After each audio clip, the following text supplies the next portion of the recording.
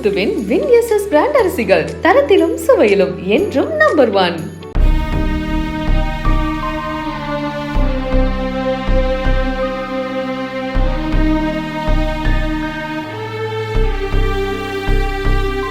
நீலகிரி மாவட்டம் பந்திப்பூர் புலிகள் சரணாலயத்தில் வனவிலங்கு தாக்கி குட்டி யானை இறந்ததால் கோபமுற்ற தாய் யானை சாலையில் சென்ற வாகன ஓட்டிகளை தாக்க முற்பட்டது.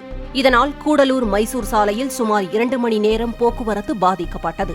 தகவல் கிடைத்த வனத்துறையினர் தாய் யானையை அடர்ந்த வனப்பகுதிக்குள் விரட்டிவிட்டு குட்டி யானையின் உடலை பரிசோதனைக்கு அனுப்பி வைத்தனர்.